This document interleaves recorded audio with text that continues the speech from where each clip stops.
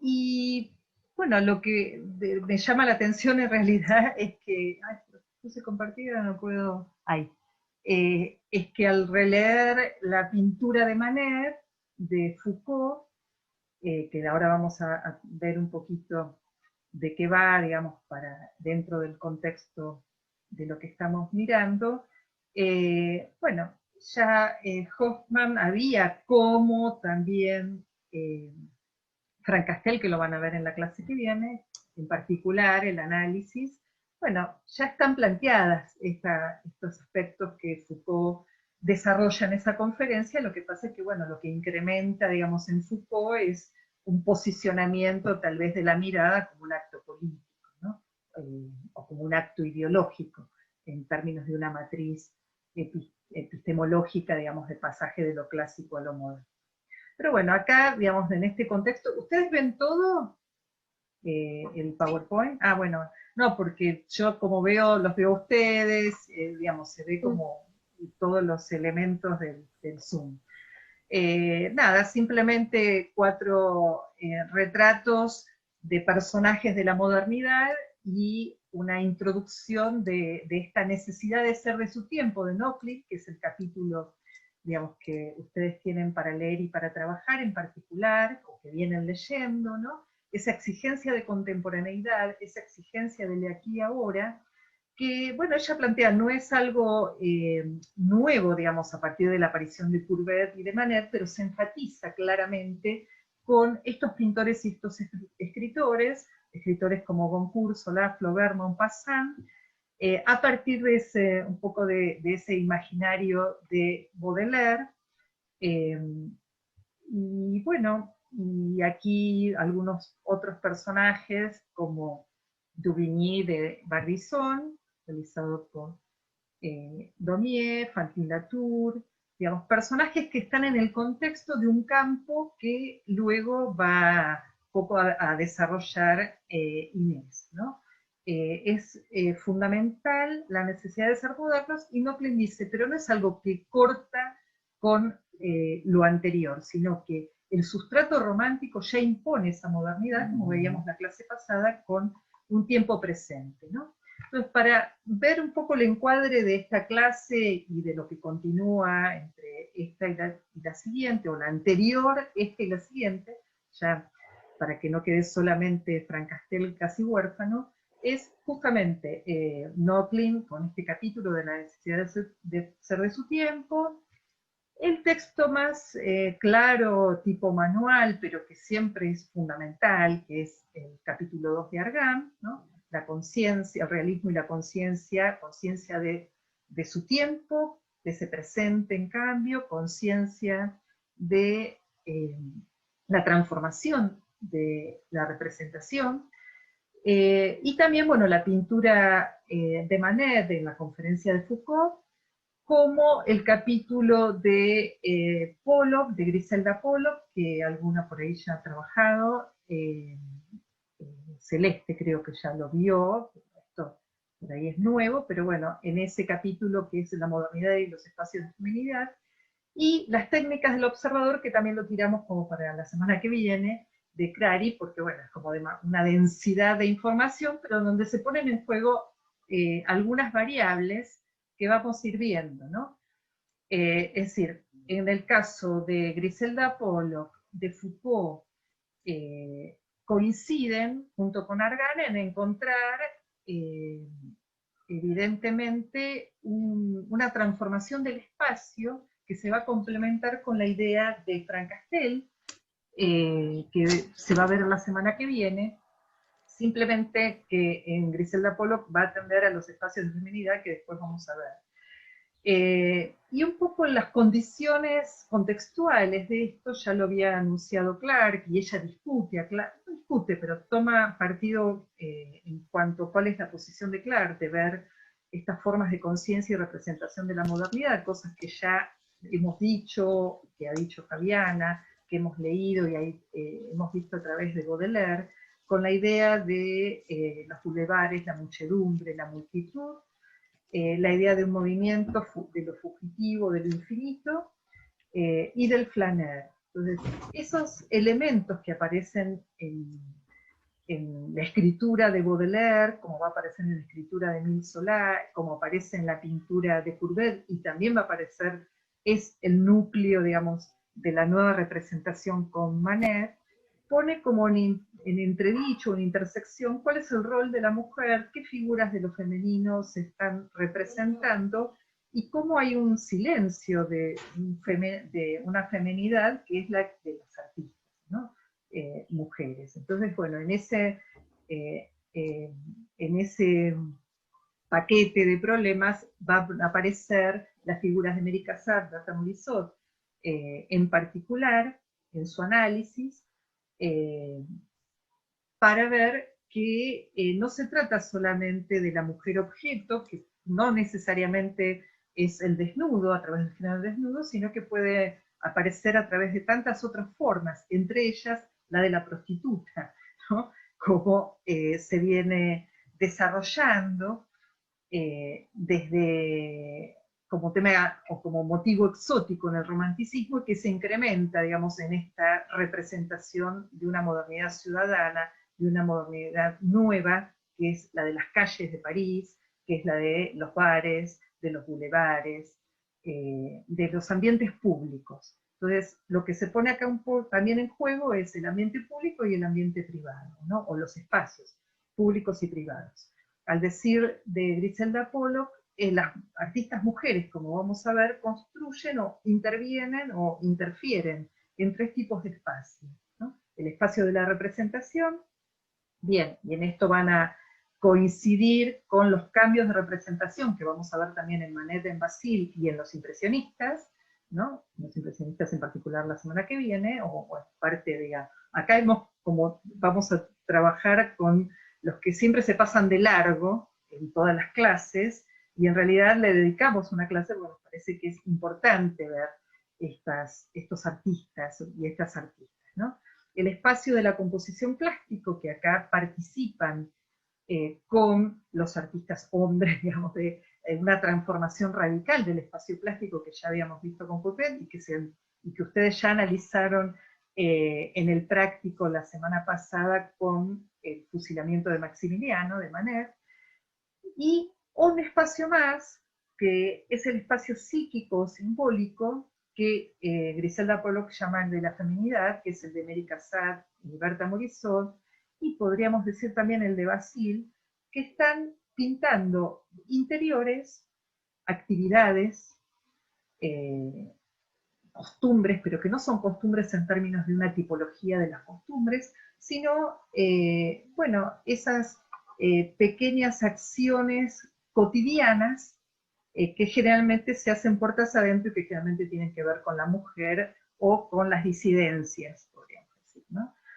Bueno, este es de Gustave Caillebotte, que tal vez no lo puse acá y no es alguien de los centrales, que va en el tránsito de el realismo al impresionismo, acompañando lo que es un grupo por ahí menos conocido en la historia canónica de la modernidad artística, que es el grupo de Batignolles, que se le denomina de Batignolles porque vivían todos cerca en el Boulevard Batignolles, en París, con Manet, con Mallarmé, el poeta Mallarmé, con Degas, y ahí, bueno, empieza justamente esto que se va a ver después en el campo artístico, ¿no? Cómo empieza una bohemia y los tipos de bohemia, ¿no? De izquierda, de centro, de derecha, también en el ámbito artístico, pero bueno, ellos abrazan lo nuevo, evidentemente, la vida, el heroísmo de la vida moderna, para seguir citando a nuestros poetas, y en este caso, bueno, este paseo, digamos, de una ciudad que se moderniza también, y que como vamos a ver en una clase más adelante, a partir de las reformas de los bulevares y las ampliaciones de las avenidas en el proyecto de juicio. Bueno, vamos a Manet, no vamos a detenernos en todas las obras, pero bueno, sí quería hacer un recorrido desde sus primeras hasta las últimas, y siguiendo un poco Foucault, que yo creo que mira a Hoffman y no lo citó, para un poco desmistificar a Foucault, bueno, lo mira como un filósofo. Él justamente en su conferencia distingue los problemas del espacio del lienzo, más que del espacio de la representación, el espacio pictórico en sí, que es donde está lo representado y lo que está dado, el problema de la iluminación y la posición del espectador respecto del cuadro. Por lo cual reúne una cantidad de pinturas que pueden corresponder a como problemas centrales en cada uno. Acá, y además debemos aclarar también algunas otras variables que se ponen en juego en este contexto, que es, como ya decíamos el otro día, anticipamos el desarrollo de la fotografía, el pasaje de la fotografía como positivo a la fotografía positivo o negativo y el desarrollo de la fotografía instantánea, y otra serie de aparatos, de los cuales nos va a ilustrar en su momento Fabiana, que están bueno, entre las dos, entre las tres, les vamos a ilustrar, que es toda una aparatología, ¿no?, de visión y de divertimento, donde se pone en juego la física, la química, pero también, digamos, toda una serie de aparatos ópticos que van a proveer una imagen técnica, fija y móvil, y que además digamos, trascienden hacia el espectáculo como anticipo de lo que va a ser el cine a fin de siglo, ¿no? El cine como la primera proyección en 1896,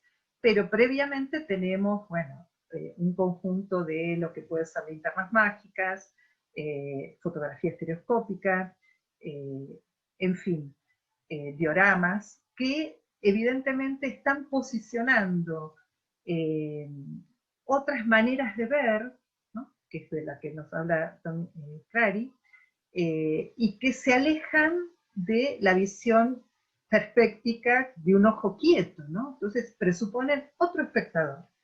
Esto nunca se tomó en cuenta para la historia del arte, siempre se habló del diálogo entre la pintura y la fotografía, pero digamos, si nosotros incrementamos con estos elementos, vamos a ver que la posición respecto del espacio, de la luz y del espectador derivan o se corresponden con un cambio de expectación, con un cambio de visión, por eso insistimos en el texto para leer transversalmente de Cray, ¿no? Entonces, bueno, por eso también la importancia de la fotografía, del retrato fotográfico en esos tiempos, de la legitimación de los artistas, y bueno, vamos viendo, también me interesa como cierta valoración o puesta en valor de lo patrimonial, y esta es la ninfa sorprendida que está en el Museo Nacional de Bellas Artes, ¿no?, en nuestro Museo Nacional de Bellas Artes.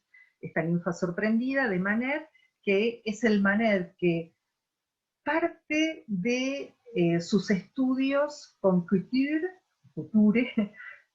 parte del estudio de Tiziano, parte del estudio de ir al Louvre, copiar, copiar, copiar, o viajar al Prado, copiar, copiar y copiar, es decir, de una tradición académica, no necesariamente dominante en el neoclasicismo, sino que va revisando lo que le interesa a él, y que además quiere reencuadrar. Entonces, estamos en un momento con esta pintura y con esta clase de hoy en que hay un respeto por el método iconográfico iconológico, pero hay que abandonarlo. Ya la semana que viene lo dejamos, salvo con los simbolistas o con algunos simbolistas que vuelven a los motivos del pasado. Pero acá ya estamos como el artista que todavía tiene que dar cuenta y está reencuadrando un motivo iconográfico clásico, como puede ser la ninfa, que la ninfa puede tener que ver con la Susana y el viejo, o la Diana y el baño. No queda muy claro, hay un análisis por parte, bueno, en este caso del catálogo razonado de Laura Malosetti Costa, y previamente ustedes pueden encontrar un estudio que hace Burukua sobre esta ninfa sorprendida, en el cual, bueno, se remonta a esos reencuadres posibles, pero como dice Laura Malosetti, pareciera ser el primer gran tabló, el primer cuadro de laboratorio de Manet, perdón, porque está reelaborando la gran pintura italiana y holandesa de los siglos XV y XVI, XIV y XV, bueno, incluso XVI, pero ya está apareciendo el inacabado, ¿no? Esto que parece el mal hecho, la pintura mal hecha, que le falta algo, bueno, no le falta nada, evidentemente es un cambio radical con un ropaje de la antigüedad no clásica, sino un ropaje del pasado de la narrativa basariana, del modelo académico, pero con vistas a un cambio profundo que se va a ver en todas estas primeras etapas. Bueno, acá para referenciar su maestro futuro, al cual va a abandonar, es decir, un académico realista, evidentemente, ¿no? La academia no solamente tiene esa línea neoclásica, ingreniana, tan elocuente, tan monumental, sino, ¿por qué no?, estas figuras entre lo mitológico y la campiña conflictivas. Bueno, y aquí vemos cómo en la década del 60 está, nos está mostrando su deslumbramiento por Velázquez y con el torero caído y con lo que va a ser justamente Velázquez y Goya, digamos, el arte español para él es crucial en esta apuesta por el realismo, en esta apuesta por la simplicidad y en esta construcción de un espacio del cuadro o un espacio de lo pictórico que reniega evidentemente de esa perspectiva caballera central y va a posicionar a la figura en un espacio neutro, ¿no?, del cual solamente intuimos a partir de una estructura, digamos, mental, perceptual, que hay una profundidad. Pero evidentemente el espacio plano se reduce, se introduce esta dimensión en el pífano, particularmente lo analiza Foucault, como lo analiza Hoffman, como lo analiza Argan, donde evidentemente la profundidad se suprime y el único indicador espacial que está dando cuenta acá es esa pequeña sombrita a partir de la posición de pie adelantado, ¿no?, de cómo está parado. Entonces, hay una serie de indicadores espaciales que ustedes estudian en lenguaje visual, preperfécticos, ¿no?, como se decían, indicadores espaciales primitivos, que nos muestran y que nos devuelve a partir de Manet estos recursos para decir la pintura es la pintura, mantengo o tensiono la ilusión de la representación, pero estoy hablando de la pintura, ¿no? Es como pareciera ser ese el mensaje. Y también la luz va a tener que ver acá, ¿no?, donde el ilusionismo de la luz, ¿no?, de un foco de luz que puede ser cenital, frontal, lateral, de ventana, bueno, se pone en crisis, ¿no? ¿De dónde va a venir la luz en toda la obra de Manet, que va avanzando? De afuera, ¿no? Por eso la linterna mágica, ¿no?, por eso el proyector. Bueno, con el almuerzo campestre también otros autores del nuevo criticismo, como Jonet o Foster, nos van a decir que Manet trabaja con la historia del arte, opera sobre la historia del arte, ¿no?, como un archivo, ¿no? Entonces aparece en esta obra con una doble representación o con dos modos de representación, lo clásico y lo nuevo, ¿no?, el modelado de las figuras y la mancha casi modulada, el quiebre, digamos, de una unidad de criterio, de una mímesis, aunque aparentemente estos cuatro personajes están en una situación de mímesis. Pero tema de encuadre, nos olvidamos, ¿no? Está reencuadrando, pero y además está rompiendo esos posibles reencuadres. Es un almuerzo campestre, es un picnic moderno, es el desnudo, es el bodegón, es el paisaje, digamos. Hay una reunión de elementos que participan de los diferentes géneros que están dando vueltas por ahí y además nos están haciendo un guiño a partir de los desenlaces de esta obra rechazada en el Salón del 63, e inaugurando el Salón de los Rechazados ya oficialmente, con esto que ustedes conocen, ¿no? Por un lado, el concierto campestre de Giorgione, por otro lado, un grabado de Raimondi, que están dando vueltas por ahí. Uy, ¿tenemos? Todavía tenemos tiempo, falta un montón. Pero bueno, es esta, digamos, está reencuadrando, está mirando, hay una herencia, pero él es el que traiciona rotundamente las herencias, ¿no? y en todo caso es un ejercicio de un cuadro dentro del cuadro que va a empezar a hacer. El rechazo de la obra, por supuesto ustedes lo leen, tiene que ver con la gestualidad, con el posicionamiento de los personajes, con la actualidad de esos personajes, porque son sus amigos, entonces esa gente la reconocida en el ambiente artístico, ¿no? Acá está el grabado de Raimondi o Rimondi, ¿no? Que tiene que ver con ese manierismo del siglo XVI, donde también hay una corporalidad que difiere, digamos, del clasicismo renacentista, y que acá es este Manet que se está afirmando en el territorio, solamente defendido en ese contexto por Émile Zola. Bueno, por supuesto que Baudelaire lo conoce ya, hay como últimos coletazos, él conoce la obra de Baudelaire, conoce esos poemas, y el contexto de, digamos, el que viene a hacer crítica de arte de los salones en la opinión pública, digamos, en los periódicos, es Émile Zola. Entonces, el interlocutor de Manet es Émile Zola, con el cual van a tener permanentemente idas y vueltas, pero es el que abre la crítica, es el que continúa y abre esa crítica moderna, y lo va a defender por todas las cosas, y va a defender esta osadía que tiene Manet de presentar el almuerzo campestre, presentar en este caso la Olimpia, donde también es la observación sobre la Venus de Urbino, de Tiziano, ¿no? La maja desnuda de Goya, pero hay cosas que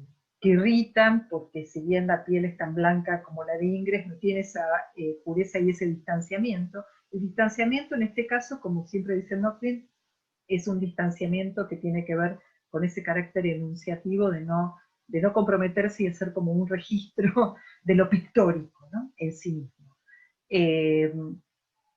Y lo otro que podemos mencionar es que, bueno, esta focalización de la luz como viniendo de una proyección externa y de un espacio totalmente plano, ¿no? Acá se puede ver la comparación donde se cambian algunos elementos y además se pone en el mismo plano su sirvienta negra con este ramo de flor, ¿no? Se habla de esto, bueno, después ustedes cuando lean el capítulo de Griselda Pollock van a ver muy interesante cómo clasifican los espacios de sociabilidad y los tipos femeninos, ¿no? La coquette, que sería en este caso, que difiere de la prostituta de los grupos subalternos o de los pobres, digamos, es una coqueta o prostituta, digamos, de la alta burguesía, con lo cual va a tener todo con muy pocos elementos, pero va a tener un ambiente de cierta distinción. Y ella misma se posiciona, digamos, como desafiando ese espectador posible, que además es un voyeur, que además puede ser un potencial cliente. Es decir, la demistificación total de la Venus y la ponderación del género desnudo que va a ocupar todo el siglo, todo lo que queda del siglo, ¿no? También desnudando la pintura. El balcón como también la reversión o el reencuadre del balcón de Goya. Lo que llamaría acá la atención en los diferentes autores es como cierto distanciamiento de las figuras, como que están cada uno en lo suyo, ¿no? Y en particular como una de sus modelos es Berta Morisot, ¿no? Que va a ser su cuñada. Entonces, es amiga, cuñada, es artista y además es modelo de Manet. Y la va a retratar en varias de sus obras, y acá en este balcón, que es como, bueno, aparentemente una pintura de las nuevas costumbres parisinas, ¿no? De esa burguesía que está entre lo público y lo privado, que disfruta, es la primavera, digamos, es la primavera porque está terminando el Segundo Imperio y ya se abre a lo que va a ser la República. Hay aires de vivir esa vida de la multitud, de las muchedumbres, pero digamos, no hay expectativas, como que el público pareciera quedar descolgado, no hay una complicidad con los interlocutores por el tipo de tratamiento espacial, por la mancha, que se manifiesta aún más en la música de las Tullerías, donde, bueno, evidentemente estamos frente a una textura, ¿no? Si hay un concepto de multitud en un espacio espectacularizado, como la música en las Tullerías, es esta obra, ¿no? Que abre como ese desenlace a la pintura de la inacabada, a generar un clima a partir de el movimiento a pesar de la imagen fija, ¿no? De la fugacidad del tiempo, y que justamente inaugura este espacio de lo pictórico en sí, en tanto como espacio plano, ya la ventana abierta al mundo de la narrativa basariana, de la pintura renacentista, va a desaparecer. Por eso, digamos, después en las disquisiciones, cuando se lee a Danto, que él plantea el cambio de narrativa a partir de los postimpresionistas, nosotros decimos con Foucault y con Foster, en realidad empieza acá el cambio de narrativa moderna, ¿no? Es como más disquisición, pero tiene que ver con esto, cómo se ve, cómo se lee el espacio pictórico. Es una gran textura, ¿no? Donde vemos ritmos a partir de las tonalidades y acentos de color, de toda esta multitud que está festejando, digamos, la burguesía que festeja, insisto, como esa idea de primavera. Bueno, en este mismo sentido, yo por ahí lo mezclo porque me parece que es indisociable, a pesar de que él lo planteaba como en la conferencia como una separación. Luz y espacio me parece que acaban de la mano en cuanto el foco arranca de afuera, puede haber un rebote por luz que viene por detrás en el humo, que ya anticipa un poco esta idea de utilización de la perspectiva atmosférica que después va a profundizar Monet, ¿no? En la estación San Lazar, pero atendiendo a la espacialidad, sí, se acorta, digamos, se reduce eh, muchísimo, y estamos hablando de, a nivel ilusorio, bueno, de tal vez 2 o 3 planos, ¿no? Pero en términos de compositivos, en términos de armado espacial, insisto, lo van a complementar en la semana que viene con la idea que dice Frank Castelli, es un espacio aprehensivo, básicamente se nos vuelve totalmente plano, se nos achica, empieza a aparecer esto que Griselda Pollock lo utiliza para Mary Cassatt, que no vamos a ver ahora, las figuras, las formas, y la figura humana en este caso, es como que no entra en ese espacio de representación compositiva, ¿no? Cobran una importancia jerárquica que no tiene que ver con la jerarquía del tema o del personaje, ¿no? Porque simplemente es una espera del ferrocarril, de esta dama con su niña, como en este invernadero, ¿no? También ya un Manet más grande, un Manet que se contagia, que se hace amigo, que pasa del grupo anterior a el grupo de los impresionistas, el cual, digamos, ya les digo, no me voy a dedicar a los impresionistas típicos, sino que vamos a hablar de los otros, pero es el contexto del impresionismo, de sus amigos impresionistas, por lo cual sale a pintar al aire libre, ilumina mucho más su paleta, empieza a juxtaponer, pero no abandona el blanco, el negro, el modelado, simplemente aparece una planimetría en los volúmenes de las formas y en el espacio, ¿no? La pintura se hace definitivamente plana, insistimos a la invención del cuadro objeto, ¿no? Este cuadro objeto que después se hace cargo Braque con el cubismo, en realidad está empezando, ¿no? Bueno, acá se le critica como cierta remilgarse o cierta, digamos, fórmula del artista que ya tiene un público, eh, pero sin embargo, él en ese mismo momento donde la crítica sigue resistiéndolo, hace dos versiones bueno, de una tipología de los humildes, podríamos decir, también a partir de su visita al Museo del Prado, al estudio de Velázquez. Él estudia particularmente la obra de Velázquez. Y el trapero me pareció sumamente interesante por la monumentalidad que le dedica a esta pintura. La pincelada difiere de esa pincelada tan recortada y la figura recortada del pífano, y sin embargo también está flotando, ¿no?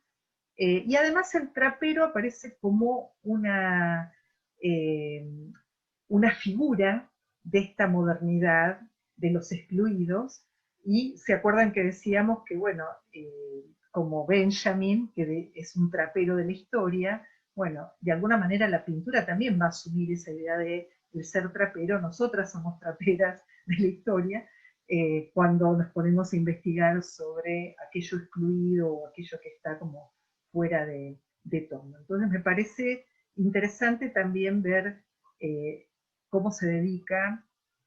Bueno, esta ya la habían analizado ustedes, mucho más no quiero agregar. Simplemente esta relación entre lo que dice Nochlin y lo que dice Foucault,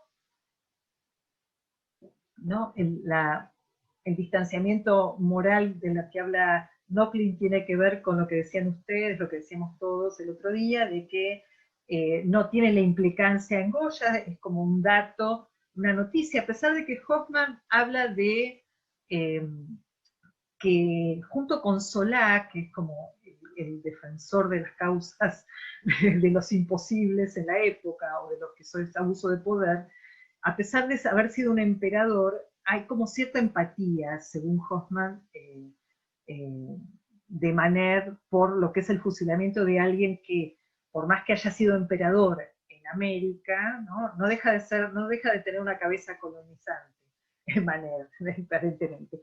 Pero bueno, más allá de esa empatía, Nochlin insiste en que se trata más de un ejercicio de lo pictórico, que tiene que ver con la representación básicamente del traslado o del reencuadre del aquí y el ahora, ¿no? De trabajar un tiempo presente y ver ese heroísmo de la vida moderna. Eh, ¿No? Las víctimas, la relación entre las víctimas y los ejecutores tiene que ver con que es la condición de la historia presente, ¿no? Y en Foucault dice, no hay una percepción evidentemente de la distancia, hay como una idea de montaje, ¿no? Si bien es pintura, hay como un montaje de dos espacios que se sintetizan también en un mismo plano, ¿no? Entonces, esa reducción de tamaño habla de, para Foucault es como un cambio rotundo, y compartimos, ¿no? Respecto de cómo se percibió hasta ahora la pintura y cómo se empieza a percibir a partir de Manet, ¿no? Y bueno, por eso el contexto les quería poner de algunas invenciones que después vamos a profundizar en las clases de objetos y fotografía, objetos en el sentido de toda esta aparatología de la que habla Cari, pero bueno, los dioramas de Daguerre desde la década del 20, ¿no? Con estos juegos de construir un espectáculo montado escenográfico con un escenario que funciona como 360, ¿no? Como un aparato donde se subía, te sentabas arriba de ese aparato y podías hacer el recorrido como en esas salas de cine de 360 o en la Villette de París, que es 360 grados, ¿no? O esos escenarios circulares del teatro. Eso hace que ese ojo fijo deje de ser tan fijo y empiece el desplazamiento del espectador, ¿no?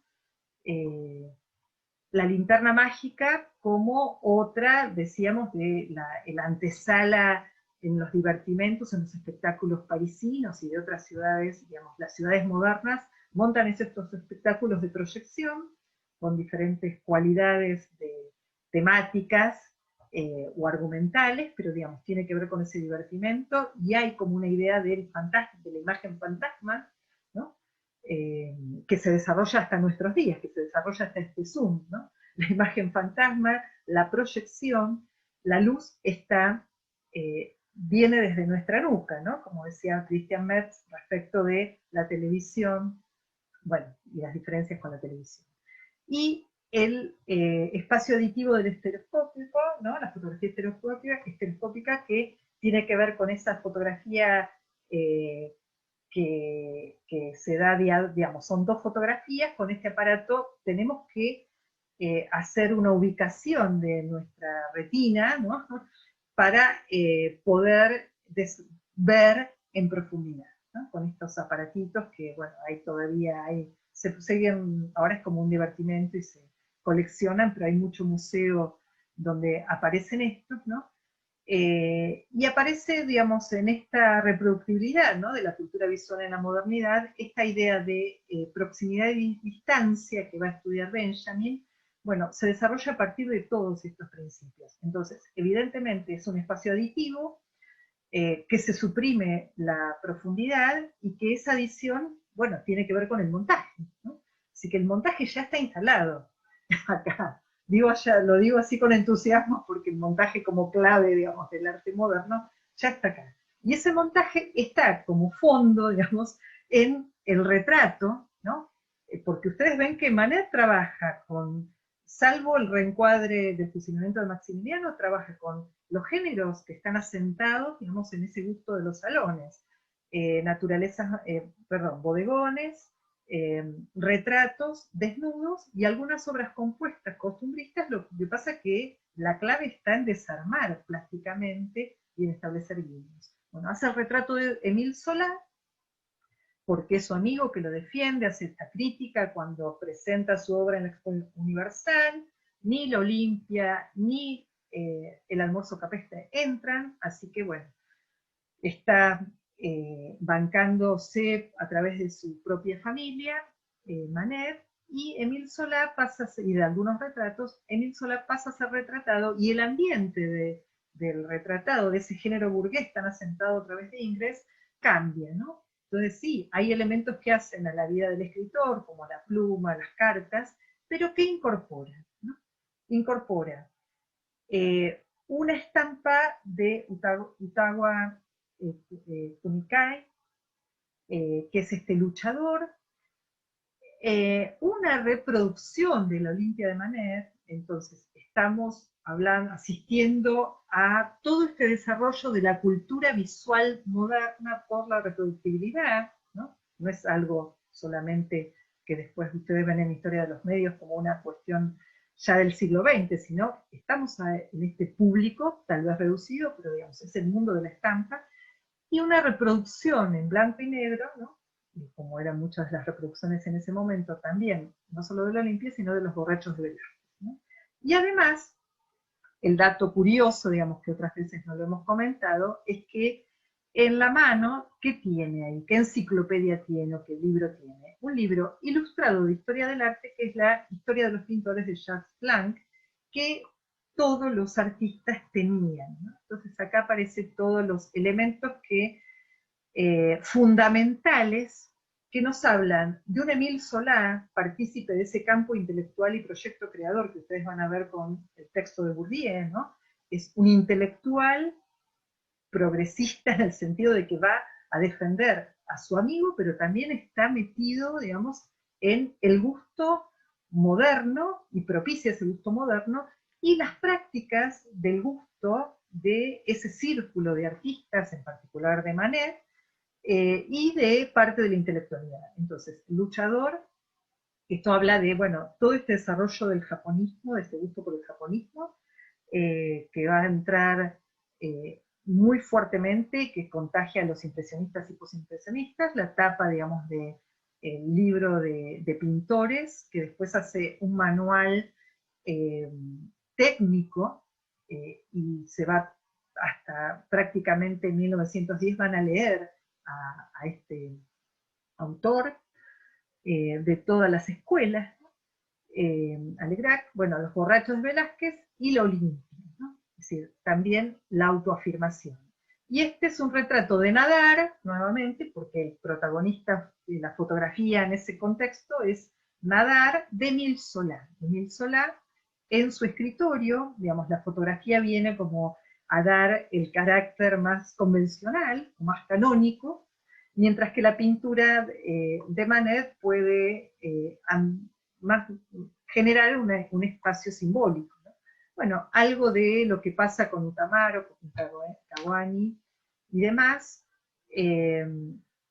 a partir de la Expo Universal, ¿no?, en Londres en el 62, en París en el 67, aparece este amor por el japonismo en biombos, nuevamente en cerámica y porcelana, como también en las estampas. Entonces, la estampa japonesa, vamos a verlo más en particular a partir de la condición de cambio espacial, tiene que ver con que construye ese espacio por planos y lo que se llama posición en el plano de imagen, lo que está más arriba, lo que está en la parte superior indica que está más alejado, o en la diagonal, ¿no? Entonces, también lo que se supone que está en la diagonal, en el punto de la diagonal ascendente, es lo que se aleja.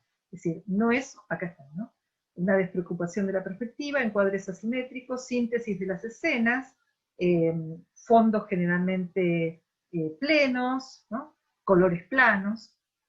Esto va a entrar de lleno en la modificación compositiva del espacio, de la luz y de las figuras, desde Manet hasta los postimpresionistas, ¿no?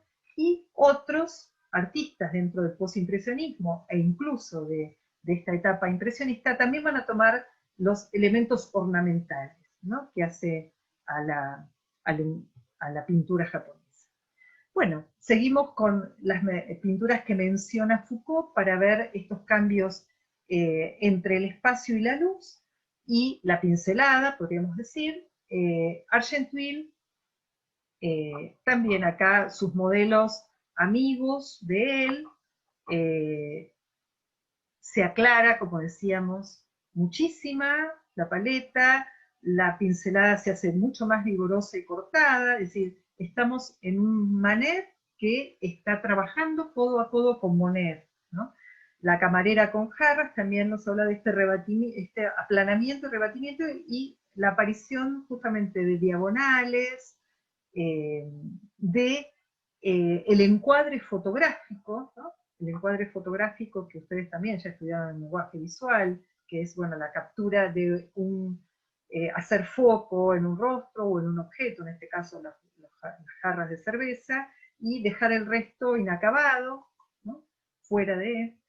Bueno, el bar del Folies Bergère también es una obra favorita para Foucault, para Hoffmann, pero sobre todo para Foucault porque viene como a completar las palabras y las cosas, ¿no? El enigma del espejo en las meninas. Acá aparece el otro espejo, creando otro enigma, ¿no?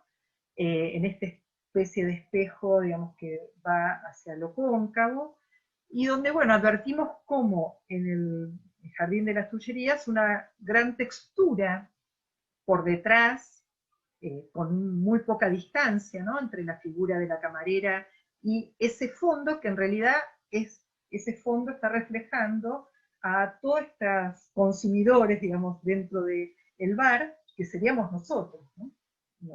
Y yo me veo ahí por detrás. Y además, hacia la derecha, este señor, se supone que este es, Argan por ahí marca como cierto, ¿no? Hay enigma, eso no es el reflejo de la camarera. Bueno, sí, es el reflejo, es un tipo de espejo abatible, ¿no? De que se denominaba psique, que después vamos a encontrarlo también en una obra de Berta Morisot, ¿no? Hay como un espejo que generaba estas ambigüedades y se usaba en muchos lugares, sobre todo de espectáculos o de bares. Bueno, ese señor que está hablando supuestamente con ella, como ¿dónde está? ¿No? Entonces, lo que dice Foucault, reforzando la idea del pintor en las meninas, que se ve o no se ve reflejado, es, bueno, ese espectador, ese hombre funciona, está en el lugar del espectador. Es decir, cae, o por un lado coincide la mirada del espectador con ese hombre, está implicado de alguna manera, pero está implicado en el cuadro, pero está dejerarquizada la mirada y trasladada. Entonces, hay como, ¿no? Un lugar donde, ¿quién está ahí? El pintor se identifica con el espectador. Bueno, son interrogantes, ¿no? La cuestión es que con estos elementos que estábamos diciendo, si empezamos a armar las piezas del rompecabezas, hay una idea de un espectador móvil. Voy a ir un poco más rápido, pero no quiero tampoco estar muchas horas, y hay muchas horas, bueno, un rato más por lo menos para ver a las chicas. Acá es el Manet que se hace amigo de Monet y pinta el jardín de Monet, ¿sí? Entonces acá empiezan las confusiones Monet-Manet, pero digamos, es un Manet ya impresionista, impresionista porque se aclara la paleta, se empieza a yuxtaponer los colores que tienen identidad en relación a luz y sombra. Manet, que pinta a Monet nuevamente, le encantó el bateau, ¿cómo es? El taller, como tiene Fabiana, el taller barco, y iban todos los días con Renoir, ¿no? Se habían instalado un verano. Bueno, esa es toda la parte de la vida de ellos, es muy interesante, pero se los dejo para que ustedes la investiguen. Este paseo en el barco también, sí, explota los planos de color, ¿no? La diagonal, el encuadre fotográfico. Mary Cassatt ya está acá dando vueltas y está Berta Morisot, que ahora las vamos a ver. Ellas son muy amigas de Manet y de Degas, y Mary Cassatt, además de ser una pintora estadounidense que se instala en París porque es donde encuentra la libertad para pintar, va a ser promotora en Estados Unidos de la obra de los impresionistas, fundamentalmente de Manet y de Degas, ¿no? Entonces consideraba así que era la última palabra en pintura, recomendado para todos. Este es Monet, lo pongo acá, aunque no voy a hablar de Monet hoy, pero simplemente pongo porque es en esta casa que él pinta su jardín, donde todavía vivía su mujer, después se murió, digamos, en esta primera etapa, en la que recibe y contagia a Manet, y lo hace, lo mete, y lo hace como padre del grupo, ¿no? También Monet, su propia versión del cuadro. Y vemos, hay más espacialidad, pero está también como cierto rebatimiento, ¿no? Y Renoir, que pinta la misma escena que pintó Manet, ¿no? A la mujer de... Acá esto seguramente va a ser tratado por Inés, simplemente para mostrar cómo hay una autoafirmación y una autolegitimación del campo de los artistas rechazados, de los jóvenes artistas, de este posicionamiento del arte moderno joven en París, donde Fantin-Latour toma del grupo de Batignolles a Manet, que es el que va a cruzar a los artistas de Batignolles con los del grupo impresionista, ¿no? Para el Salón del 70. Bueno, ya habíamos dicho, y simplemente para mostrar el contexto, no solamente es nadar, sino también Legray, Disdery, Cuvelly, que están desarrollando una fotografía instantánea, y entonces están abriendo el repertorio del paisaje urbano, semiurbano, rural, naturaleza, ¿no? Y justamente la fotografía es un repertorio iconográfico, podríamos decir, una iconografía que ya no tiene que ver con lo narrativo, sino con la síntesis de captura de una escena, de una figura, de un recorte espacial.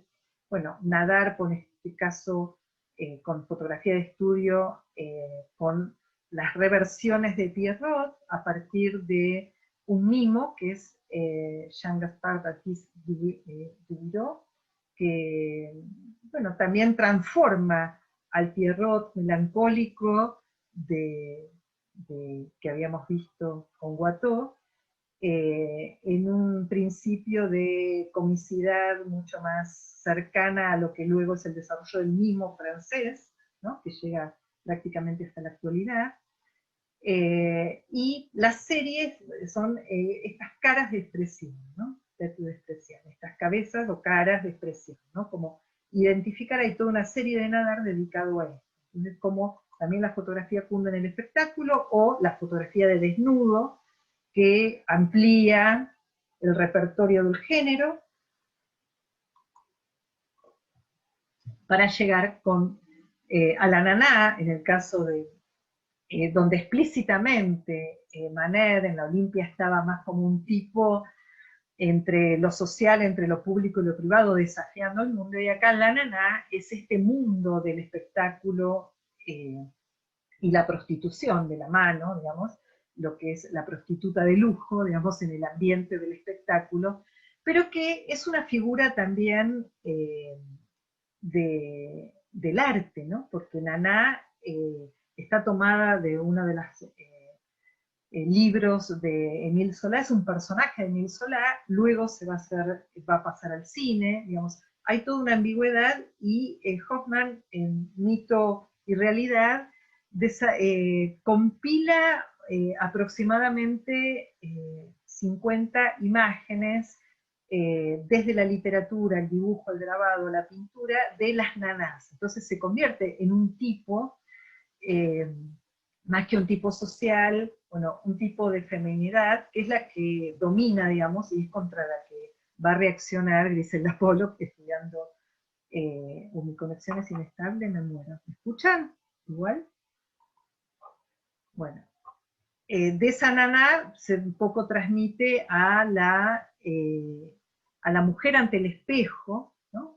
Ya mucho más, un Manet más cansado seguramente, o como más trillado. Sin embargo, hace explotar el cromatismo impresionista. Saltamos a uno de sus amigos, que es Basile, un pintor que es recuperado en las curadurías y en los estudios recién ahora en esta contemporaneidad, aunque no es un artista, digamos, es un artista de una muy buena familia y un muy buen pasar económico en esos tiempos. Es un artista que participó más bien armando la escena de transición del realismo al impresionismo, un poco como Camille Pissarro, eh, siendo invitado, acompañando, transmitiendo esta modernidad, pero su pintura, digamos, entró en algunos salones, fue rechazado también, pero no lo vivió como un conflicto tan pleno, aunque sí a puertas cerradas. Bueno, aquí un autorretrato y la pintura de la familia, ¿no? Como un ejercicio también que remite a la pintura inglesa del periodo. Tal vez su pasaje del realismo al impresionismo está más atravesado por el tratamiento de la pincelada, la saturación de los colores, que son colores disfóricos respecto de las paletas más armónicas, ¿no? Y esto lo vamos a ver un poco hoy.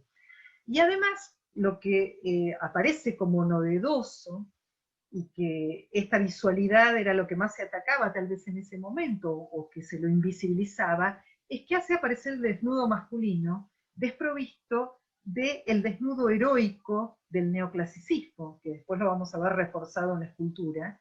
Es decir, la anatomía masculina acá se ve plena, pero no es el héroe clásico ni neoclásico, no hay ningún soldado, y no hay ninguna figura herida romántica, no, son los muchachos al sol. Las bañistas son los bañistas, o les bañistes en todo caso, porque bueno, habla también de las disidencias sexuales, ¿no? Entonces hay todo un mundo que no lo habla directamente, pero que está ahí medio enrarecido, y que a partir de la muestra masculinos, desnudos masculinos en la OCE hace ya 6 años, y una retrospectiva importante de Basile en el 2017, se empieza a valorizar como tal, ¿no? Porque bueno, estos pescadores, la verdad que creo que lo que menos importa acá es qué es lo que están pescando, o qué están pescando, sí, entre ellos, podríamos decir acá, se ve más claramente en esta situación entre la lucha y cierta situación erótica,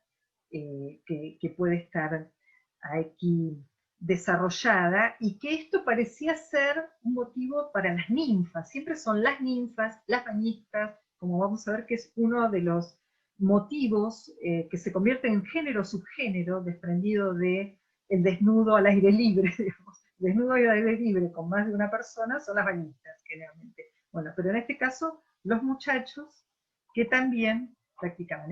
Me interesó mucho compositivamente esta pintura, este joven desnudo sobre la hierba, porque también habla como de una ensoñación, ¿no? Me interesó cómo está planteado el espacio, se despega un poco de lo pintoresco de las anteriores, lo pintoresco en el sentido de esa paleta más saturada, más disfórica, como decía, y acá tiene una composición, bueno, como más tonal, y que a nivel espacial se recorta casi como en montaje. Entonces me pareció más despojada, más interesante, pero bueno, también se dedica al desnudo femenino, y lo interesante es que también como en un grado de presente, de motivo del desnudo, pero ni es erótico, ni es extravagante, ni es exótico, sino que hay una naturalidad pictórica muy fuerte, en el sentido de potenciar la luz, la sombra, ¿no? Y el modelado de la forma, ¿no? ¿Cómo está? También, bueno, él admira a Manet y pinta esos talleres que van cambiando de un lugar a otro, ¿no? Entonces el taller de Basile, en este caso su propio taller, y en el caso del taller de Basile, su versión, es decir, la versión anterior parece un fragmento, pero es una obra en sí, y la obra completa 1870, donde aparecen sus propios cuadros y él escribe una carta a su familia describiendo, en el cual parece que Manet lo pintó a él como un juego y él pintó el resto, ¿no? Entonces aparece toda esta complicidad y este posicionamiento de encontrar en estos artistas que son disidentes del campo tradicional de la academia su propio lugar. Bueno, vayamos un poco a las mujeres antes de que se nos termine la hora. Y acá retratadas por los hombres, pero bueno, quería presentarlas a Berta Morisot y a Mary Cassatt. Berta Morisot pintada por Manet y en el caso de Mary Cassatt pintada por Degas, ¿no? Esta necesidad de encontrar una matriz de análisis, dice ella, porque la figura de la mujer es objeto de representación, es decir, vicios y virtudes se mantienen, ¿no? Se mezclan en ese siglo XIX, pero ¿qué pintan ellas? Pintan puertas adentro, el pequeño género, como se decía hasta hace poco. Nosotros no hablamos ni de géneros altos ni bajos, ni de grandes ni de chicos, porque ya pasó, ya estamos en una poshistoria. Entonces, claro, tenemos que pensar en términos de traperos en ese sentido, ¿no? Entonces, pero bueno, estas mujeres pintaban puertas adentro, en la mayoría de los casos. Mary Cassatt más osada, tal vez, porque estaba muy libre y sola, y también Mary Braquemont, pobre, que no la menos conocida, menos trascendente aún en esto, en la medida que además usaba el apellido del marido, ¿no? Quiborón, que era su nombre, y solamente tengo 3 imágenes, pero bueno, ella viene de la academia ingreniana, por eso esta pintura, donde el artista pinta, ¿no? Y esto es interesante también, el artista que pinta o que boceta, ¿no? Esta afirmación de la figura, de alguna manera a la sombra de su marido, aunque no fue un gran artista su marido, pero con una permanente mirada sobre ella que la llevó a dejar de pintar, porque vivió muchos años. Y acá puse 2 pinturas, su autorretrato y esta escena, que es una típica escena de los impresionistas en esa época, estas reuniones al aire libre, cosa que nos falta a nosotros, por eso esta clase es como también, bueno, la apertura. Estas reuniones de la gente, de las clases, no necesariamente la alta burguesía, sino de la burguesía media, alta, que protagoniza esa cultura moderna, ¿no? A diferencia de lo que por ahí mostraba Domínguez. Aquí aparecen otras cosas, ¿no? La afirmación de la personalidad del artista, la presentación de las mujeres que pueden estar en la calle, en la sociedad, con una factura impresionista, incluso participando del grupo impresionista en 3 muestras a lo largo de esos años. Y en el caso de Berta Morisot, bueno, acá hay también intenté como un cruce de diferentes momentos, una litografía de Manet presentándola respecto de la pintura anterior.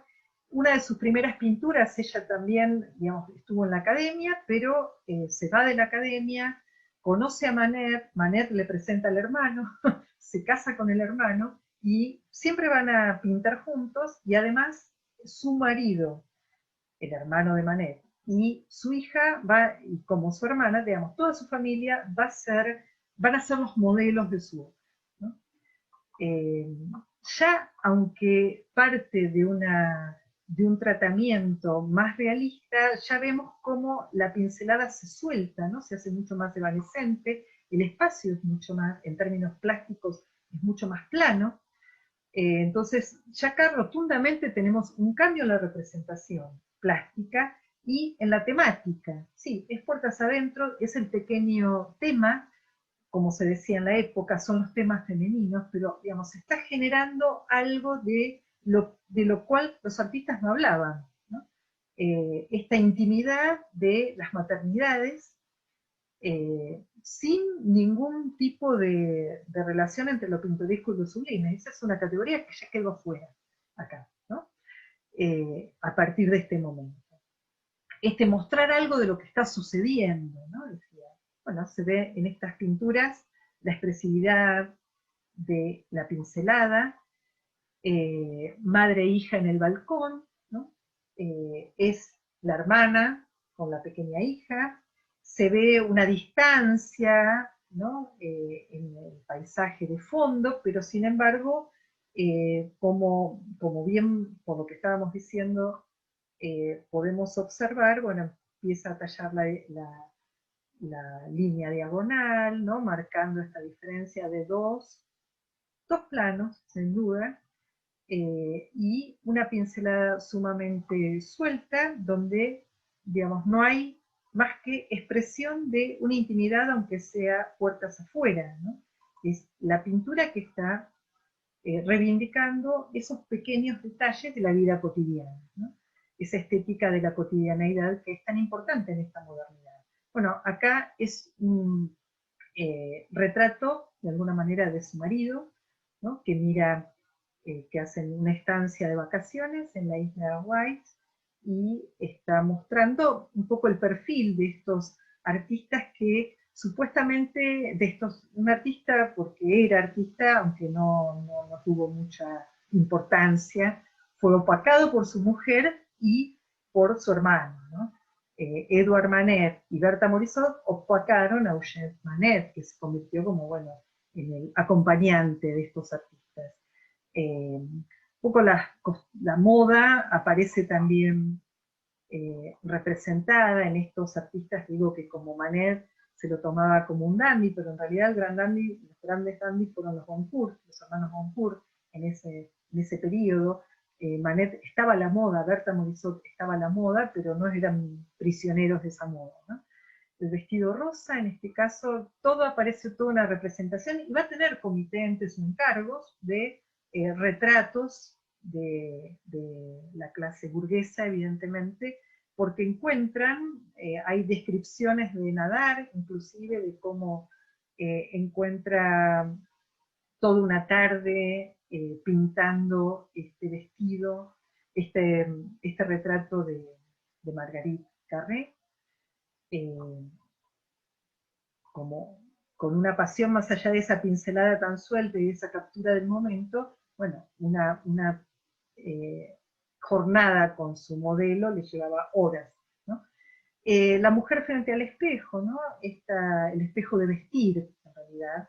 Acá aparece un poco la idea de estos espejos psique, que si bien tiene la concavidad de los que decíamos, esta posibilidad de que se pliegue, se abra, se cierre para mostrar, eh, digamos, el movimiento, para poder verla de diferentes ángulos, en un momento de plena intimidad que difiere de la intimidad capturada por un Degas, como van a ver ustedes.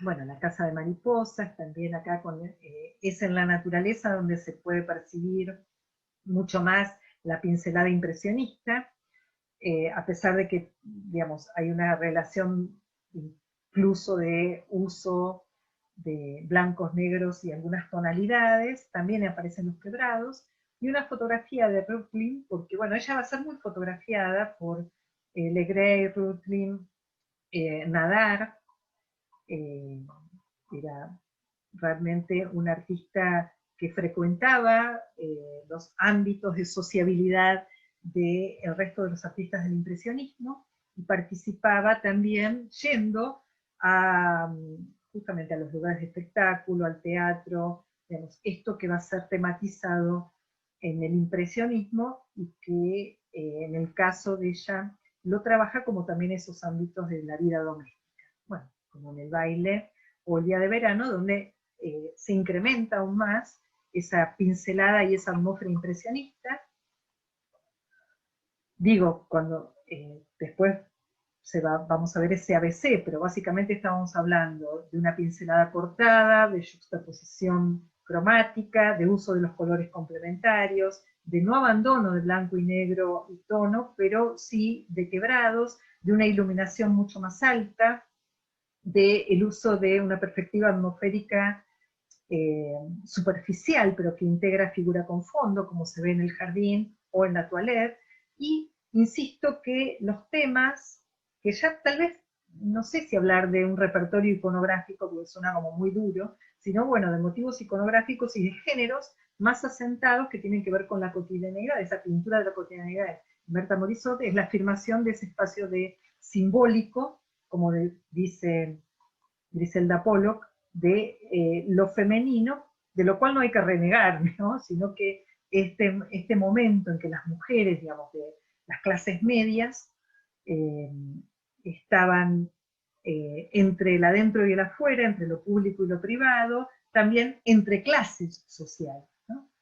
Y todas estas actividades artesanales, aparentemente rutinarias, del ámbito de lo femenino, que justamente es una manera de exponerlas, de visualizarlas y de comprender desde ahí, ¿no? El legado o lo que puede ser también hablar de la historia del arte o hablar del impresionismo desde este lugar. El impresionismo que acá, básicamente, en esta serie en la que pinta a su hija o a su sobrina, van a ser desnudos de jóvenes, de niños y de jóvenes, donde el espacio se rebate, si bien estamos acá como en una vegetación y aparece como un lago, ¿no? En realidad está absolutamente plano y casi rebatido, ¿no? Por la luz, por las pinceladas de amarillos y blancos, blancos amarillos que nos van apareciendo, ¿no? Entonces, eso es algo que generalmente lo damos con Monet y sin embargo lo podemos también ver aquí.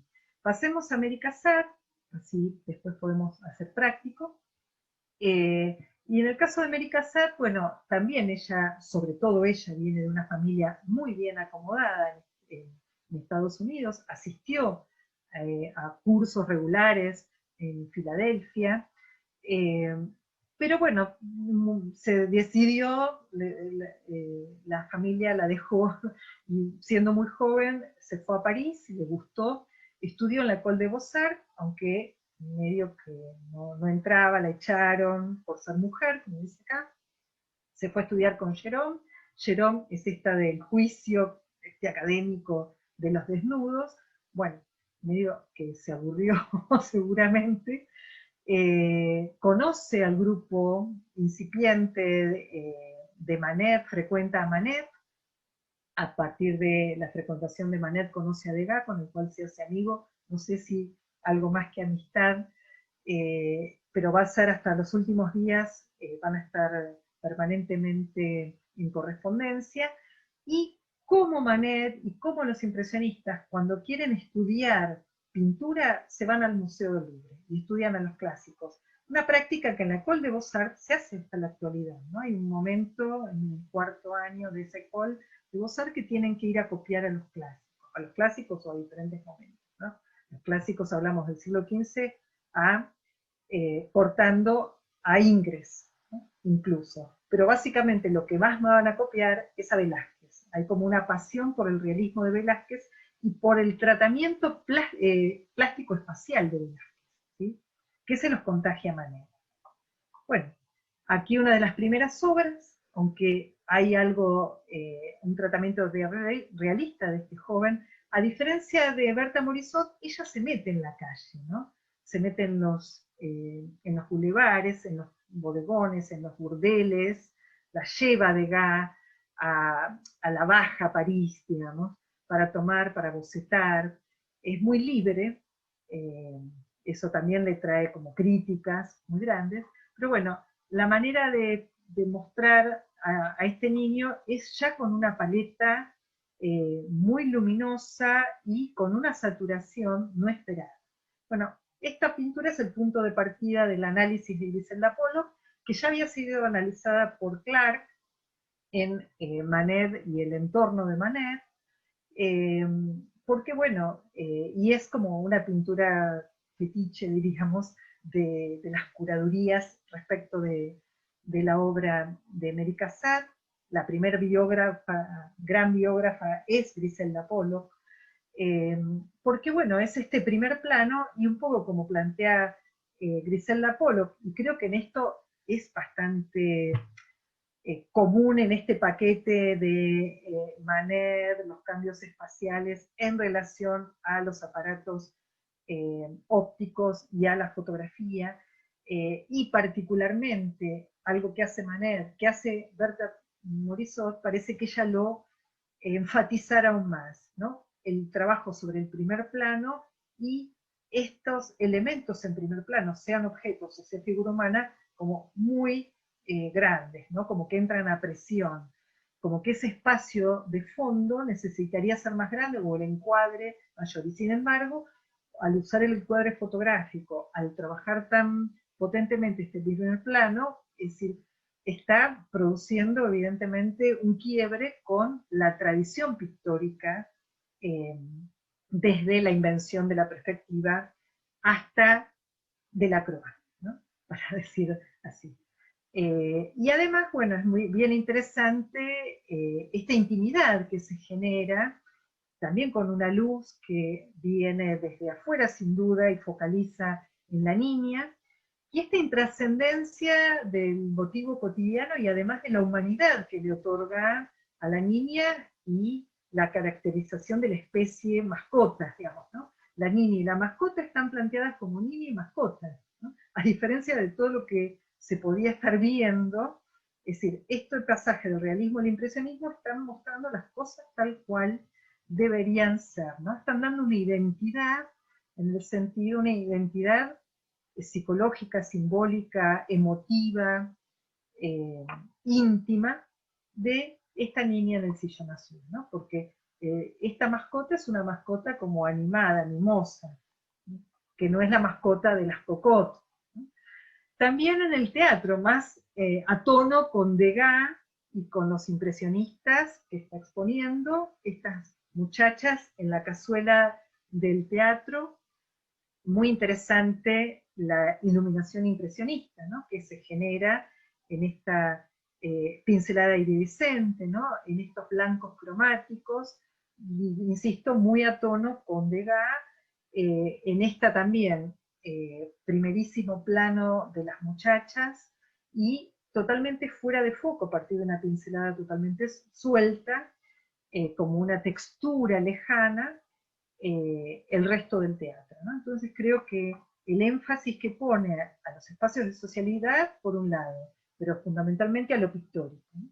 Bueno, Degas pintando a Mary Cassatt, que estamos mirando ese entorno, ¿no?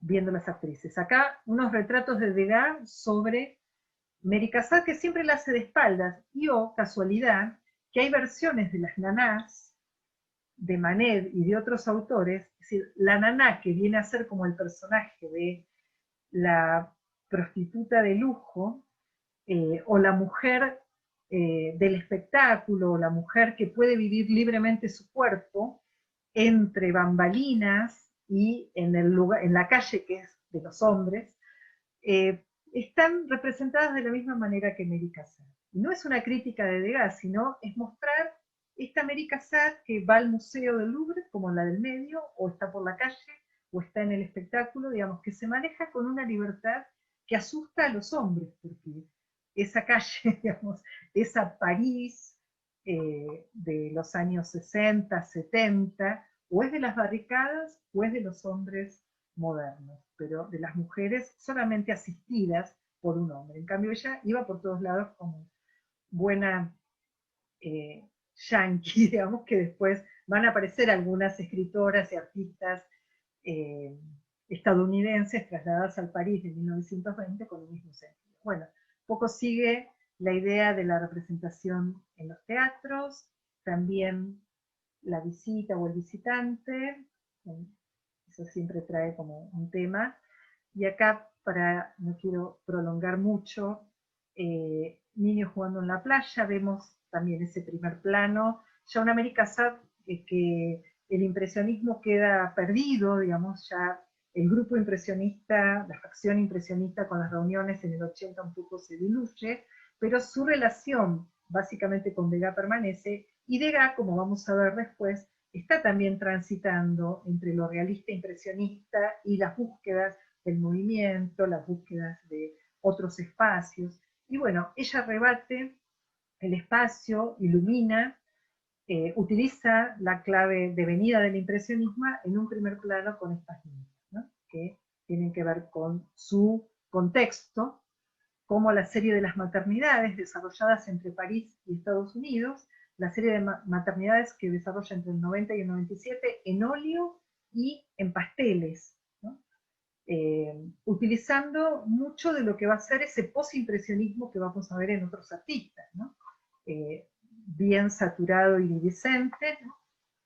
Creando una intimidad en esta relación de los cuerpos muy grande.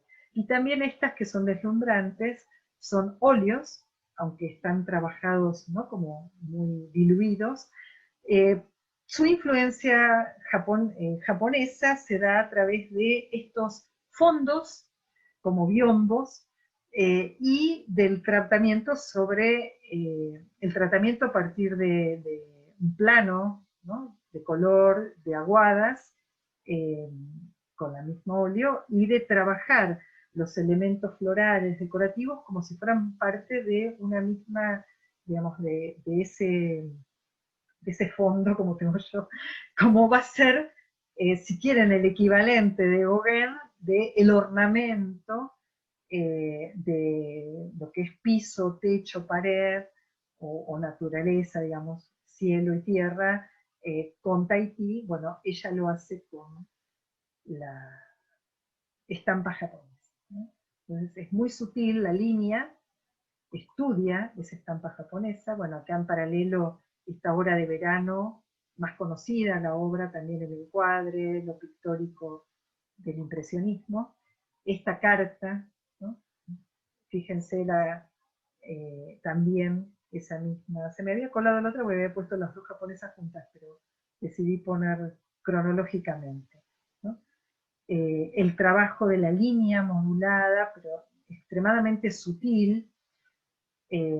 Digo, esta idea del ornamento que se incorpora en lo pictórico lo vamos a ver también de la mano del arte inglés y del fin de siglo.